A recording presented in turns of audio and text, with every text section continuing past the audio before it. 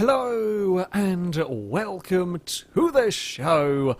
I'm back on BeamNG Drive for, well, 3 more cars taking on the Pine Hills Rally Stage. And we start with a Covet, the 94 Covet mod running in race spec. Now we have, of course, had the standard Covet went down as a rally car, and we have kind of tended to see that the race spec vehicles, despite the bumps around here, have gone faster. I'll be curious to see how quick this is going to be able to go. It does quite possibly stand a chance of becoming the fastest front-wheel drive car through this course, at least pretty good through Snake Pit on this opening lap, although that is a big bit of oversteer that it's gathered it back up, but you always rather not have. I can't stop that, I was asking too much. Oh, very much killed the steering. Car mostly okay, apart from that front. Oh, car mostly okay. Quite solidly wedged there, though. Well, this might not be the most powerful vehicle that has ever gone down this course. That being said, though, it is still relatively fast, and I'm going to have to bear that in mind as things have gone really badly wrong at the first corner. Yeah, it is surprisingly quick. And for a first quarter crash, that's actually, I think that's about the best way that you could tumble down the mountain in some ways. Because I bet this car is still going to work. Yeah, it's fine. I mean, kind of fine. Still remarkably drivable. Meek Peak for the first time. How much speed dare we get away with? That's bad. Oh. I saw the back end go as we went to turn down the Meek Peak and knew we were in trouble. That's a big one. That's a big off for the car. It tumbles well. Bonus points, I think, for the tumbling. Things are about to go quite badly wrong. Heading into the Meek Peak, I fear. Oh dear. Yeah, again. Lost it on the way in, couldn't gather it all back up again, and that's us off into the trees. Not as big a tumble this time. I don't think it gets any bonus points for the tumble. It has completely collapsed all the rear suspension, though, which is, I guess, something. I've got to be really mindful of what this back end is going to do as we throw it across the bumps. We are down. Oh, bugger! That's the bridge. That's everything broken. It got, yeah, it was better. We got closer to getting away with all of that. However, not close enough. That is one dead little Covet. But then we've got to try and throw it down the Meek Peak. Hope we get away with it. Amazingly, we did that time. It was almost all out of control. I think we're going to carry too much speed here. Yep, that was too much. This has got some serious turn of pace about it. I need to be aware of that, I think. The back end will often want to do its own thing, and we're going to go have a big wandery crash. That's into the scenery, and onto the beach we go. Oh, we're going to try and make our way around Loch Hydro here. Come on, go car, go get out. Oh, okay, the front wheel's gone. That would explain much. Yeah, that's a big exploration as well. You know what this Covet needs? A mighty wing. Maybe not even a mighty wing, just a wing of some sort at the back would, I think, work wonders with keeping the rear of the car in check when it comes to the high-speed stuff. It's lovely around these hairpins. It is a really nice car to drive around this first section, and I still think, overall, it is on for becoming the fastest front-wheel drive car down this course. But the back end, even if we ignore the bumps that go on around this course, that the Covet doesn't particularly like, the back end still wants to let go when we start getting to the higher speed corners, the 70-80 mile an hour corners. Yeah, they're tight corners. Yeah, it's a nasty course around here, but I do feel like the Covet would benefit from a decent-sized wing. Now, I was careful down the Meek Peak. We're going to get on the brakes as soon as we get on the bridge, because I know it's going to wiggle around under braking down towards the pit stop chicane. What will the diff be like? I think it will probably be better in this than we've seen in some other cars. It's a big two-wheel moment across one of the harsh bumps towards the end of the course, as you might expect from a race car. It is scrambling its way up the hill very nicely, in fact. Across the line for the Covet we go, into the trees. Yep, It did a good job on that. Oh, I haven't got it in a gear. Did a good job on that climb actually for a front-wheel drive car. That was pretty good on the old the old traction front. Didn't have any issues with the diff. It's okay. The boot kind of collapsed at the back there. Yeah, did a good job on the final climb. Absolutely lovely through that opening section and the pit stop chicane. As soon as the going gets technical and twisty, this car is brilliant to drive. Short wheelbase and so on will help with the very quick changes of direction. The high-speed stuff is scary. Had to be quite careful going down the Meek Peak, making sure we didn't lose the back end of the car. I had to brake quite early across the bridge. Yeah, it's a fast car in terms of its acceleration, speeds it's getting to, but the slightly wobbly rear end is a little bit scary. A little bit scary indeed. Well, we move from a car with a wobbly rear end to a car with a, well, wobbly everything. This, the Burnside Special, it is the custom version of the vehicle, likely to be the fastest version of the vehicle, certainly from the game standards. It is not exactly what you would call a handling car, though, and remember, we're taking it down an incredibly technical and incredibly narrow circuit. It should be interesting to find out how it is going to fare. I am suspecting it'll be a lot of sideways and a lot of struggling to get the car slowed down for corners. The brakes so far actually haven't been the worst that I've had to deal with, and maybe when it comes to the corners, it might not be the most powerful car we've had, but it won't have the grip. In actual fact, it might be a little bit easier to chuck this car around the corners than I was expecting it to, despite it being relatively unsophisticated, although I might have an unsophisticated way off the course. Yeah, that was stupid. Yeah, that didn't quite go to plan for the poor Burnside. I mean, the car's fine if it can get out of there, which it can't. If it was rescued from there, that'll still drive perfectly fine. A bit of a dent on one of the rear doors. Meek Peak is likely to be terrifying in this car. It should survive it bumps-wise okay if I have got the grip to get the car turned in. That was actually quite a lot of speed on the old acceleration zone there. No, too much secondary bump. Got us. Not enough grip. Suspension can deal with it to an extent, but that secondary bump just puts the car up in the air and there isn't enough grip to make it around the corner. That's going to be a bit of a shame. 60, 70 or 75 miles an hour. That was with me missing a shift in the car. So there we go. Meek Peak, we're going to go and clonk our way down it. We are through there cleanly, though. Up towards the bridge we go, and we attack the bridge sideways and got our tyre on the kind of wooden planks. It was going so well, and then it really wasn't. We have to make sure we get on that bridge in a straight line, which will probably be easier said than done in this thing. That's a little bit too wide on the turn-in. We can somehow ride all of that out. Not quite sure how I've managed to do that, and we've not smacked up the tyre on the way across, but I'm not going to be able to make that turn. Too much speed, not enough grip to make that one stick. When we do finally get it out of the corner is when it can make the most of that power. It will accelerate away at 77 miles an hour, but I've got to get on the brakes early, and it was a lock-up from me. My mistake. Ooh. There's a small bit of fire as we go tumbling our way down the hill. Locked the brakes as I went to slow down. I was right at the point I was braking, but a little bit too much brake pressure.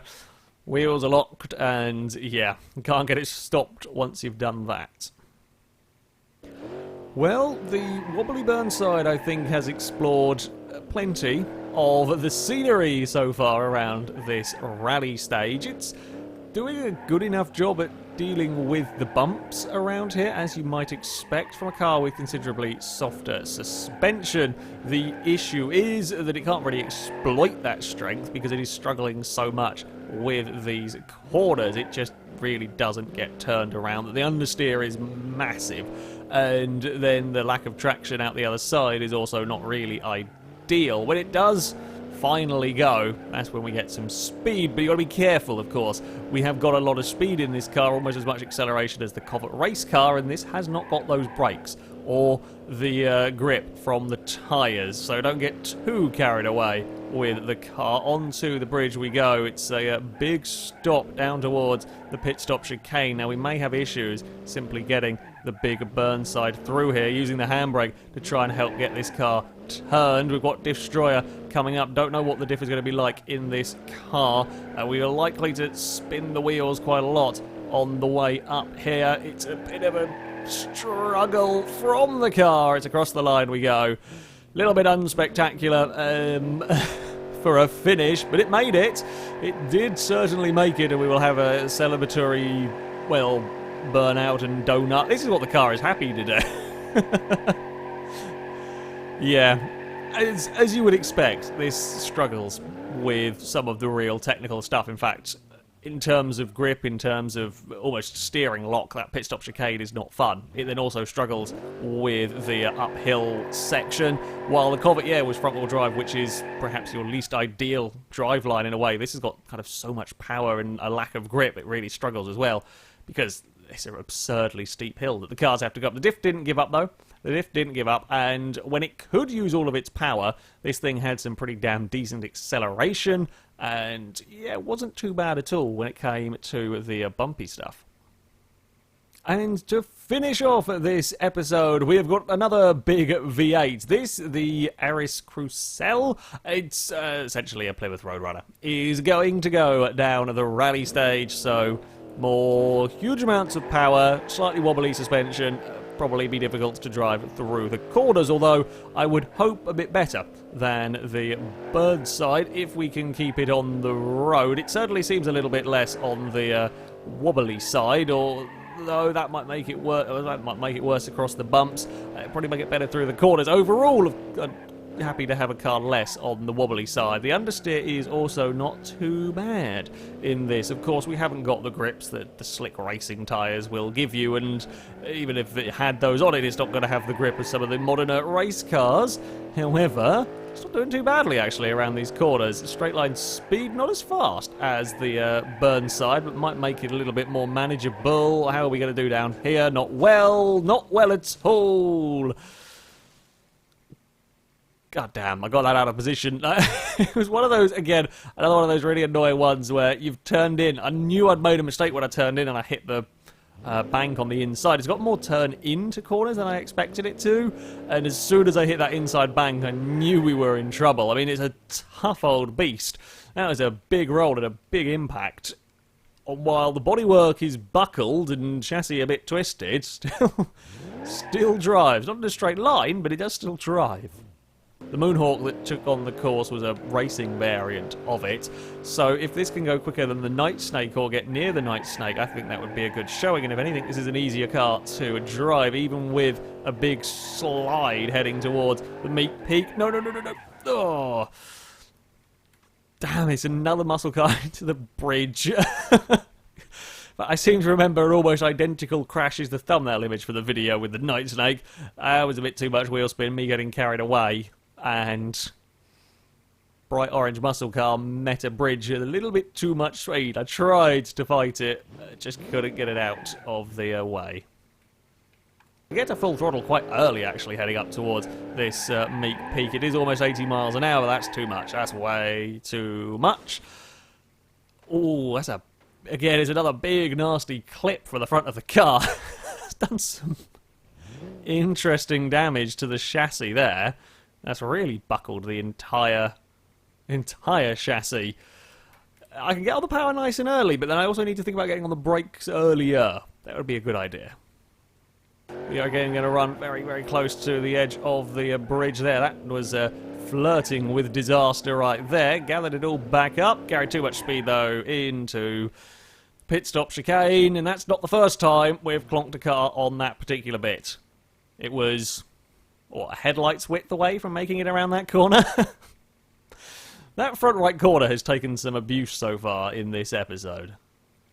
Sometimes, as odd a thing as it is to say, when a car drives a bit better, is a bit quicker than perhaps you were initially expecting, especially on a course such as this one, it is easy to start making silly mistakes. You start treating the car, I say, a little bit differently, but you ask more of it thinking you can get away with it when, well, you really can't, and I'm kind of doing that a little bit with this, just a smidge, because it's not as wallowy or difficult to drive as I expected it to be. There is plenty of power, but it's not overwhelming like in a lot of the crazy supercharged V8s. This one is quick and plenty controllable, and that means I'm sometimes going into a braking zone a little faster than I am expecting, or I think I can brake later because I know the car is a bit better. There's a big jump down the Meek Peak, but we have got away with all of that as we head up towards the pit stop chicane. Now, don't get carried away here because we don't have much grip. Yeah, much like we had with the Burnside, we don't have much grip on the way in. The traction is okay out the other side. Don't know what the diff is going to be like here. Heading up towards Destroyer. Are we going to get it stuck? No, there's enough power, enough torque to get the car going up the hill. One final corner. It is across the line for the car. Again, much like that Burnside, it kind of ran out of steam a little bit. Surprising in some ways. I wonder if it is the diffs getting quite unhappy with the angle of the road. It very much felt like it ran out of steam coming around that last corner, the last final push for the finish line. In a way that the Comet, not quite so much. Like some of these cars sit and buzz the limiter because they're almost out of gears. You can't really change up to second on that climb. You'll end up losing all of your momentum. Some of them, yeah, will sit right at the limiter, right at the almost top end of first gear. This was buzzing the limiter, but it wasn't at the top of what it can do in first. It was struggling with that rather mean climb. As I said, yeah, in some ways drives a lot better than I was expecting it to. I'll be interesting to see what lap time or stage time I've got out of it, because it felt pretty good to drive through the corners, if not as fast in a straight line as some of the other similar vehicles. On to the leaderboard, and it is a fantastic time from the 94 Comet that will put it into second place, a 103.1, 2 seconds down on the leader. Yes, but said leader is a Formula 1 car. It is over half a second clear of that Pazima race car, quicker than the 200BX. It's a second and a half faster than the late model stock car. I thought it was going to be fast. It was a good handling car, and it seemed to have some pretty damn good acceleration. Didn't quite realise just how fast that thing was going. That's a massively, massively impressive time around this course. It's got the handling, the acceleration, the top speed for the short course we're driving around, and can deal with the bumps well enough to go that quickly. We do, of course, have to go a little bit further down, naturally, to find the other two. No real surprise there. 19th and 20th place for this pair. They do, though, both beat the Night Snake and the Caprice Wagon from last week. The Roadrunner, well, clone-ish. The Eris, it will go the fastest of the two, a 113.0. A second a bit down on that Satsuma rotary pickup. I thought it might go a little bit, perhaps stand a little bit more of a chance against the likes of that Satsuma. I think it's slightly down in terms of power. The Burnside makes up some of the time it loses through the corners with the outright power, but of course is a lot more of a handful through the turns than some of the other vehicles. But yeah, beating the Night Snake is certainly not too bad going. That, though, is going to be it from me. As ever, I shall link all the mods used in the description so you can download them, have a go with them yourself. But thank you very much for watching, and until next time, goodbye.